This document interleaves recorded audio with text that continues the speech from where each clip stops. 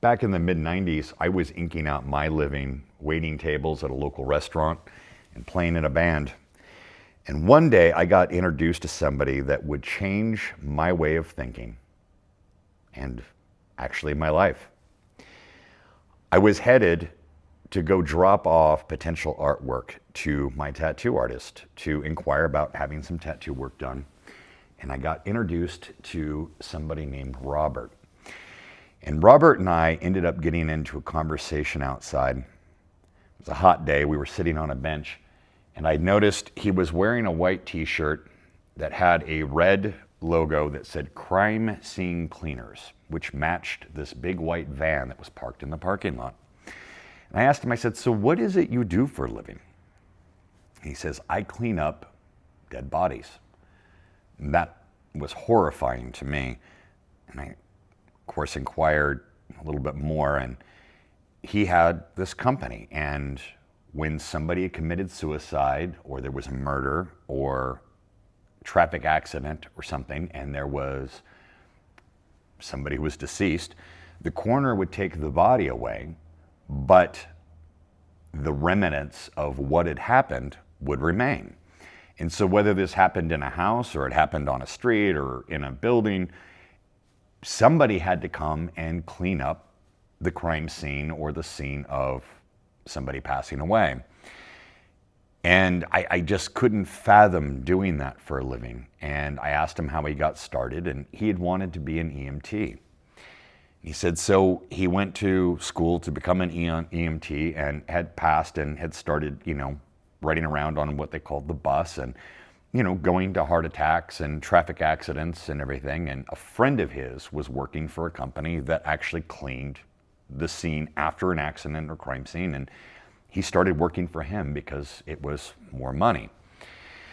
So with these horrible scenarios that he was just way too happy to talk about, I mean, the sort of thing that you used to see back in the 90s when you had to go to traffic school because you got a speeding ticket, and they would show you the video of, accident scenes where people had gone through a windshield and, maybe part of their head was missing, always turned my stomach. This is what he touched every day. And he's explaining to me about, wearing a suit over it so that it could be taken off when he went in the house, and how his wife wouldn't ever let him wear the boots he was wearing into the house. They stayed in the laundry room in the garage. And I said, so how is it you go and see this carnage all day and you're having to touch things and clean things and the blood and the guts, and then you just, you drive home and you pull up in the driveway and you take off your work clothes and you walk into the house and then just become husband and dad? How does that work? And he says, well, it's just a job. And I thought, well, I don't know how that can be just a job, because that would bother me. And he says, well, it did in the beginning, but once you get used to it and you understand that you're performing a service and I'm getting paid to do it so that I can feed my kids, I can pay my mortgage, you go through the actions and then you turn it off and you go home.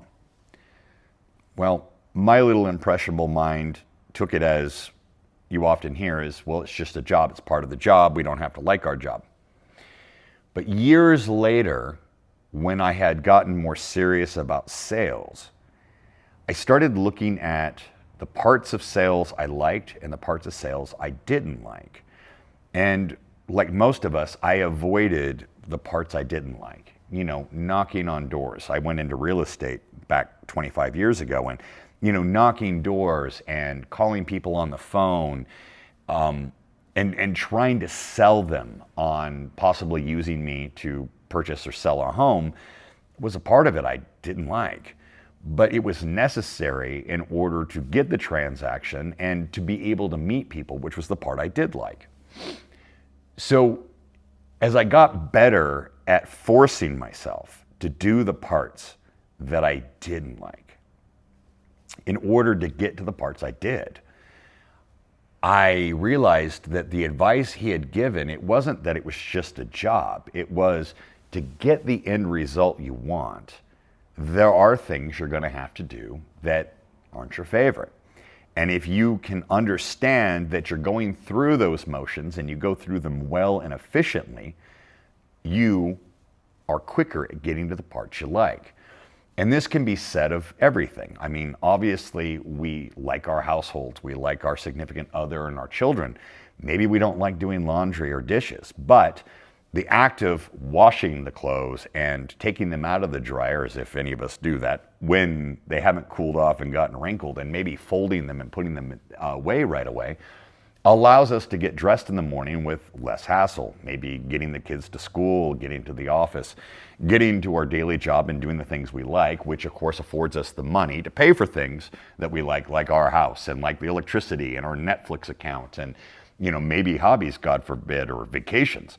So it starts to become where you learn to turn off caring about the parts you do daily that you don't like. Well, years later, when I was contracted to do sales training and become to make a name for myself in teaching salespeople how to sell better and connect with clients better and prospect better and get better results for those clients, I realized that it wasn't about necessarily turning off the parts we didn't like and still doing them while that still existed. It was, are we looking at this as a goal-oriented process? Are we being intentional about what we're doing? And if we start looking at our day, about our job, as task and goal-oriented, we start looking at things transactionally. If I do A, B, and C, it's going to lead me to D. And somewhere in the A, B, C's, there are things that we like doing more and things we like doing less. But if we are focused on what the general outcome is, it makes it much easier to get through the process. So how do we go from cleaning up deceased people in blood and guts to becoming a more effective salesperson? And it's simple. We move throughout the day and the process being intentional of what we want the outcome to be. And all those other tasks that we don't like become easier.